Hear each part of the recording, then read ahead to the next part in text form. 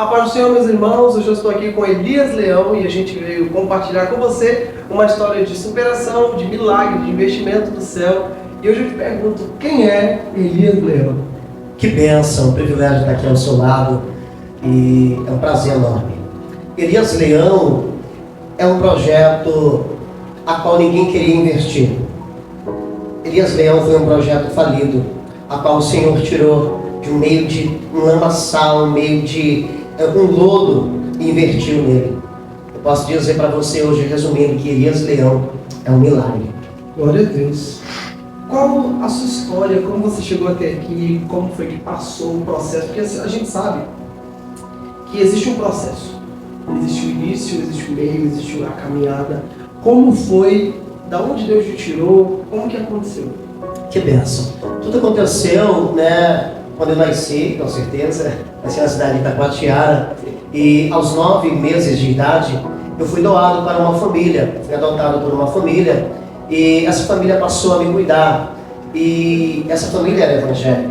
E eles começaram a tratar de mim. E eu comecei a ser doutrinado dentro da igreja. Com 7 anos de idade, eu já fazia cultos, na sala dos meus pais adotivos, e via muitas crianças, sabe? Eu pregava, eu tinha aquela desenvoltura toda, e eu fui crescendo. Aí foi sofrendo a metamorfose da adolescência, a qual eu já estava na faixa etária de 13 anos em diante, e com 14 anos me veio aquele sentimento, aquele desejo de saber quem eram os meus pais biológicos, aquele desejo de conhecer a minha origem, de onde eu era.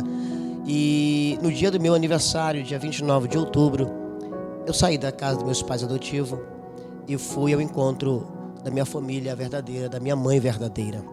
E tudo aconteceu de 14 anos em diante. Quando eu chego à casa da minha mãe, eu bati a porta, era de madrugada. Ela abriu a porta e ela falou: "O que tu está fazendo aqui?" Eu falei: "Eu vim morar com você, porque você cuidou de todos os meus irmãos, e por que não cuidou de mim?" Eu era o segundo filho, já tinha um irmão mais velho, e isso nós tinha mais 3 irmãos. Nós éramos 5 ao todo. E eu passei a morar com ela. Ela me acolheu, e eu passei a conhecer coisas que eu não conhecia na minha família adotiva. Foi aí que eu comecei a sair. Ela era muito liberal. Comecei com 14 anos a fumar, a beber, a usar drogas. E foi cada vez mais me aprofundando. E eu tinha um irmão, Ricley Alves. O meu irmão, ele era cantor em uma banda de forró na nossa cidade. Muito conhecido, viajava para vários interiores. Eu comecei a acompanhá-lo. E nesse período, ele começou para me chamar, para eu fazer uma participação aqui, ali. E quando eu caí em si, nessa metamorfose de 14 para 15 anos eu já estava cantando nos arraiais, nos botecos, já estava cantando, fazendo participações. E aquilo foi me trazendo um desejo pela música secular. Então, meu irmão foi uma ponte muito grande para mim, e eu passei a cantar forró. Foi aí que eu conheci o candomblé. Quando eu conheci o candomblé, eu tinha 15 para 16 anos. Agora eu tinha migrado de uma religião para outra.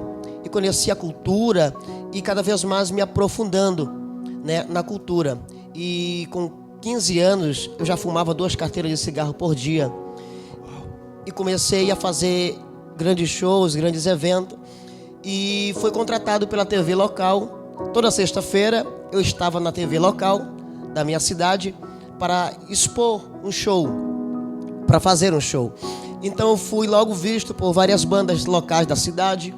E a banda Magia, que foi a primeira banda, eu fui chamado para fazer parte, para integrar. Foi aí que começou a alavancar. No meio dessa trajetória, eu comecei a fazer alianças na atual religião que eu estava.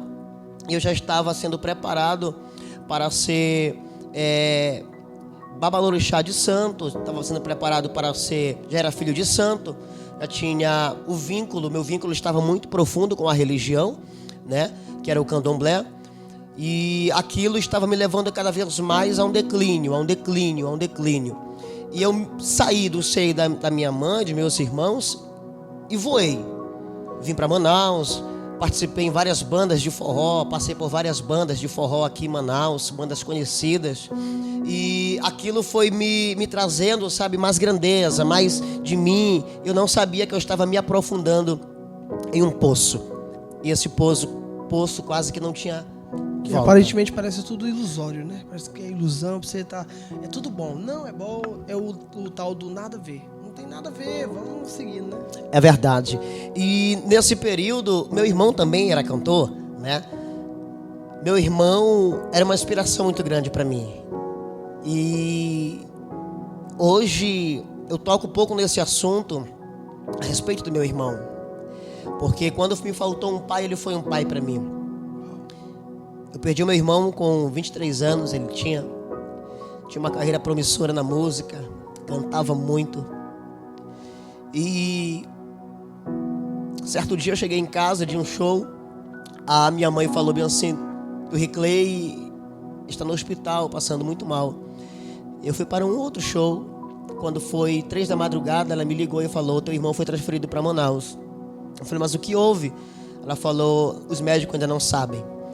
Meu irmão veio para Manaus, cerca de uma semana, meu irmão estava internado no SECOM, foi diagnosticado com câncer no estômago, e com menos de 3 meses meu irmão faleceu. E eu perdi aquele que era minha inspiração, eu perdi aquele que era uma coluna para o seu coração, né? Um amigo, um pai, um irmão. Meu irmão era algo inexplicável. E começou o processo de Deus na minha vida. Eu estava na frente de casa, meu irmão doente, meu irmão desfigurou muito rápido. E chegou um senhorzinho numa bicicleta Monarch, sabe aquelas que tem a roda no meio? Encostou e falou para mim: eu posso falar com você? Isso eu estava com um cigarro de maconha desse tamanho na mão. Eu falei: sim, pois não, você pode falar. Ele falou: eu tenho um recado de Deus para a tua vida. Eu falei: recado de Deus para mim? Ele falou: sim, está estreitando para você. Ele ajoelhou e escreveu e desenhou uma ampulheta no chão. Sabe aquele relógio de areia? Ele falou: você sabe o que é isso? Eu falei: não. Ele falou: isso é um relógio de areia. E a vida daquele que tu ama está descendo como essa areia. Ele falou: eu vejo 3 sepulturas abertas na tua família. Eu falei: como assim? O que está acontecendo? Sem entender. Ele falou: Jesus te chama, porque tu és um escolhido. Eu não entendi nada no momento, na hora, mas aquilo ficou marcado. E com poucos dias, meu irmão veio a óbito e faleceu. E quando meu irmão faleceu, eu comecei a cair em depressão. Eu já estava viajando para vários lugares, eu já tinha muitos shows marcados. E agora a depressão tinha me tomado e o desejo de usar drogas tinha aumentado. E eu comecei a faltar os shows, comecei a faltar os eventos, comecei a faltar agendas. E a cobrança começou a vir e minha dívida começou a aumentar. Uma bagunça, né? Uma bagunça. Eu tinha dívidas muito grandes com o tráfico. E cobraram a minha cabeça na minha cidade para me matar. Por 2 vezes foram dentro da minha casa para tirar a minha vida e não me encontraram, mas eu estava lá. Eu lembro que um dia eu estava deitado na cama, entrou o pistoleiro para tirar a minha vida. Eu lembro que eu estava tão drogado, tão passada a noite usando, que eu só fiz me embrulhar. Eu falei: eu vou morrer hoje. Eu só fiz me embrulhar. Ele entrou, abriu a geladeira, tirou a água, bebeu água. Eu vendo pelo reflexo do lençol, fechou a porta e foi embora. Tava minha mãe, meus irmãos, todos lá. E ele não executou o plano dele. E desde aí eu comecei a cair no declínio cada vez mais, usando mais. Quando eu me deparei, olhei para mim mesmo, eu já estava na sarjeta. Eu virei morador de rua. As pessoas passavam por mim e falavam: olha, era o cantor da TV, olha, era o cantor do programa, tal. Agora eu estava catando baganas de cigarro na beira de uma calçada para me usar drogas. Todos me abandonaram, todos viraram as costas para mim. Eu não era nem bem-vindo na casa da minha mãe, porque quando eu ia para chegar, fecha a porta, lá vem ele. Quem estava em cima agora estava embaixo. E aí que o povo some, né? Todo mundo. Eu lembro que um dia eu estava de bermuda, descalço, todo sujo, 3 dias na rua. Eu querendo fumar um cigarro.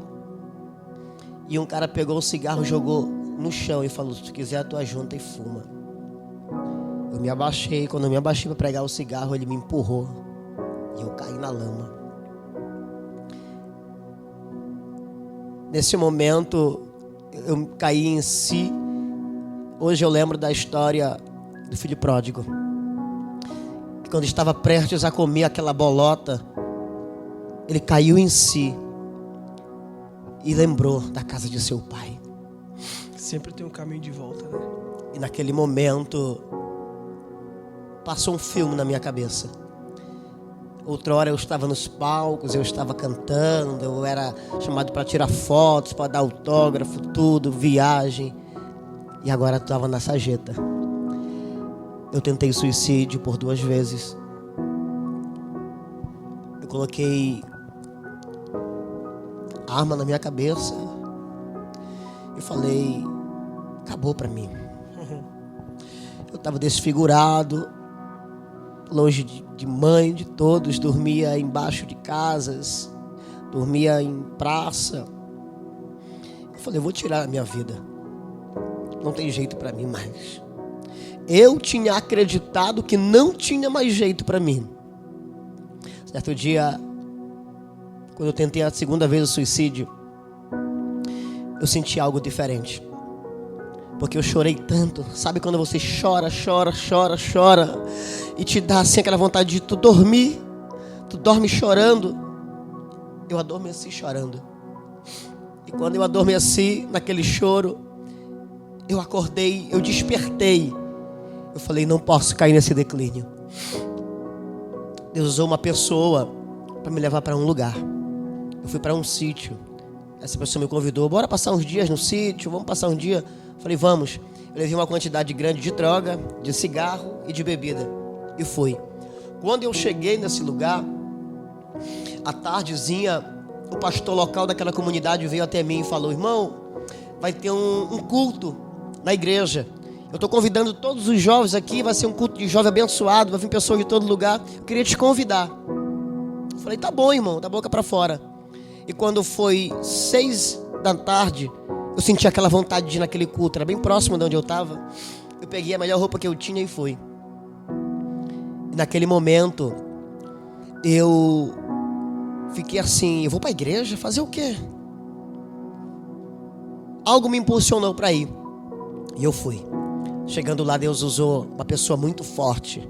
Contou a minha vida toda, parece que ele me conhecia do ventre. E eu comecei a chorar e fiquei assim, impactado com aquilo. E ele falou bem assim: tu queres hoje aceitar Jesus? Eu falei: sim. Uau. Todo quebrado, drogado, maltrapilho, cabeludo. Fica só assim: se não der pra cantar, não cantar.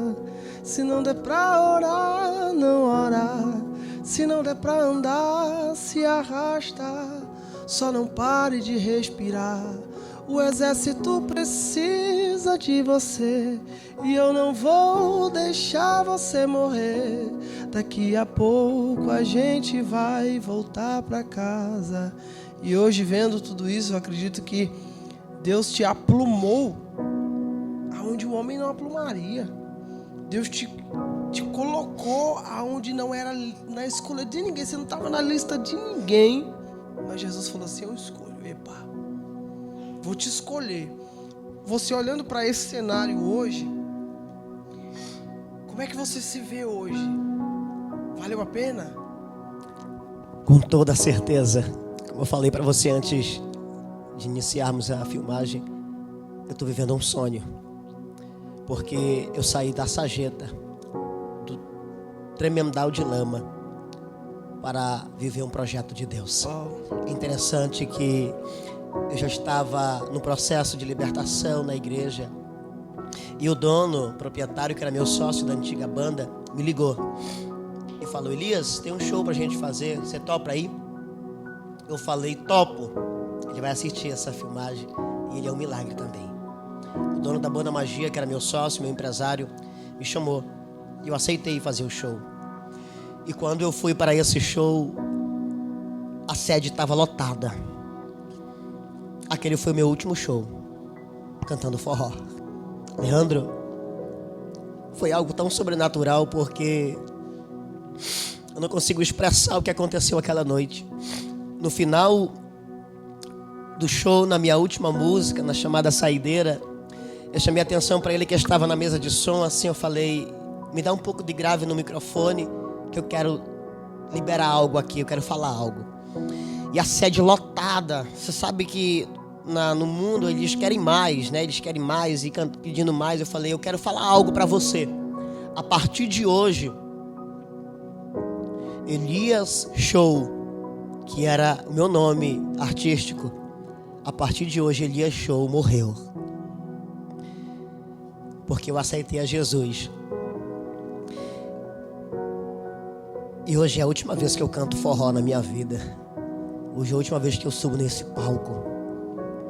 E as pessoas ficaram assim, sem meio que saber o que fazer. O meu empresário, que estava na mesa de som, ficou assim, abriu o braço e falou: mas o que está fazendo? O que está acontecendo? O que é isso? Faz isso não, meu irmão. Faz isso não. E eu olhei e me veio um louvor no meu coração. E aquilo tomou a minha alma. Eu olhei para aquelas pessoas e falei bem assim: eu vou cantar minha saideira. E minha saideira foi assim, ó: você é o espelho que reflete a imagem do Senhor. Não chore se o mundo ainda não notou. Já é o bastante Deus reconhecer o seu valor. E naquele momento a sede virou um coral. Eu via pessoas chorando no meio de uma festa de forró, de uma festa mundana. Aquilo virou um coral. E aquelas pessoas louvando, cantando aquele louvor: você é o espelho. E eu falei assim, naquele dia foi minha primeira ministração. E eu falei bem assim: tem muitas pessoas aqui, ó, que estão afastadas do caminho do Senhor. Tem muitas pessoas que estão aqui, estão distantes. Mas faça como eu fiz. Volte, que ainda dá tempo. E eu olho para mim hoje e eu falo: Senhor, obrigado. Eu acordo todos os dias, Leandro, e falo: Senhor, obrigado. Porque o Senhor me tirou verdadeiramente de um tremendal de lama, viciado em pedra, em cocaína, em maconha, tido para morrer. E agora chegou uma senhora naquele lugar onde eu estava no interior. Depois desse show eu voltei para o interior e ela trouxe uma garrafa de azeite. E ela falou para o pastor local, que era o meu pastor na época: eu vim ungir um missionário. E o pastor falou: mas como assim? Deus mandou eu vir ungir um missionário. Ele falou: tá bom. E eu estava onde? Eu estava fazendo fogo para fazer café, para servir para os irmãos que tinham chegado da capital. Depois que eu fiz o café, servi todos. Eu estava 6 meses já lá. Ela pegou e me chamou e falou bem assim: rapaz, fica aqui um pouco. Eu falei: sim, senhora. Ela falou: Jesus mandou eu te ungir. Ela pegou aquela garrafa de azeite. Ela falou: te ajoelha. Na areia, casa de palha, eu me ajoelhei e ela derramou aquele óleo sobre a minha cabeça e lançou uma palavra profética na minha vida. Aquele dia eu fui batizado com o Espírito Santo. Glória. Aquele dia eu fui tomado por essa emoção que eu estou sentindo aqui agora. Aquele dia eu descobri que tinha um Deus que cuida. Um Deus que permitiu eu passar por tudo aquilo para me ser um testemunho e para me viver um testemunho. O pastor falou, eu lembro muito bem, e ele vai assistir essa live, ele vai assistir essa programação. Ele falou, estragaram óleo na cabeça dele e não estava preparado, não era o tempo. E eu por um momento me frustrei. E eu comecei a ter intimidade com Deus. Olhando para tudo que você passou, para tudo que você viveu, eu quero que você olhe para essa câmera e deixe uma pequena mensagem para quem está te assistindo, de como você chegou até aqui. Resumindo tudo, foi vitória. Mas olhe para alguém e deixe uma mensagem do céu. Amém. Eu quero dizer algo para você que anda desacreditado, que anda com os teus sonhos frustrados. Eu sou um exemplo que Deus tira lá do lamaçal de pecado e cuida, porque o projeto que ninguém investe, que ninguém quer, Ele pega e cuida, Ele transforma, Ele molda como uma joia bruta. Ele molda você e te aperfeiçoa.